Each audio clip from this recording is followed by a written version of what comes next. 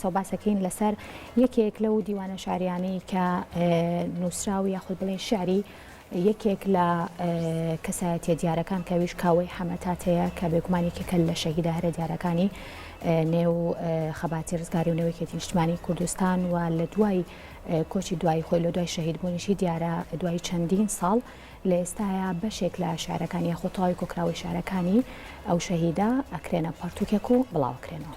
بەڵێ یەکێک لەو شەهیدانەیە شەهید کاوەی حەمەتاتە کە بە خۆشحاڵی و سپاس بۆ خانەوادەکەی کە دوو ڕۆژ بەر لە بڵاوکردنەوەی کتێبەکە گەیاندیانە دەستمان لە پرۆگرامی کورسات مەگەزین و دەستگای میدیایی کورسات کە ئەمەوە بڕێرە ڕۆژی سێشەممە لە هۆڵی لە ساڵۆنی کوردستانی نوێ لەوێ لە مەڕایسیمێکی شایستەدا لەگەڵ بەڕێز دکتۆر عەبدولواحید ئیدریس لەگەڵ خاتو سۆزانە دانیشتن پێکەوە و قسە و باس بکەن لەسەر کتێبەکە و لەسەر هەم ژیاننامەکەی و هەمی شعرەکانی ئێمە هەمیشە زۆرێک لەو شەهیدانە هەروەکو کەسێکی چالاک و کەسێکی ئازا ناسیومان بەڵام بەشێکی زۆریشە هەر لە منداڵیەوە خولای خوێندنەوە و نووسین بوون.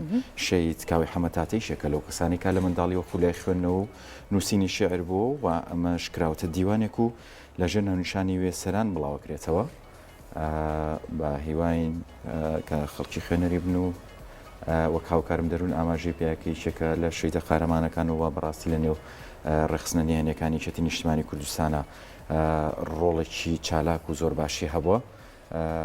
ئەمە وا بڕیارە ڕۆژی سێشەممە بڵاو بکرێتەوە.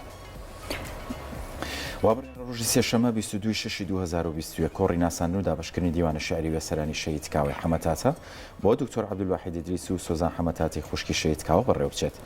شەهید کاوەی حەمەتاتە لە ساڵ 1960 لە شاری سلێمانی لەدایک بووە ئەندامێکی چالاکی ڕێخستنەکانی ناوشار بوو. زۆربەی چالاکیەکانی سەرکەوتووانە بە ئاکامەگەیان. ساڵ 1970 لە گەڕەکی شەیدان لە شاری سلێمانی دەستگیر دەکرێت. لە نێوان ساڵەکانی 1973 بۆ 1974 لەلایەن مام جەلالەوە لە هەوڵێک درا بۆ گۆڕینەوەی دیل بەدیل بەڵام بێسوود بوودا تا دوجار دەرکەوت لە سێدارە دراوە و ئێستاش گۆڕیونە.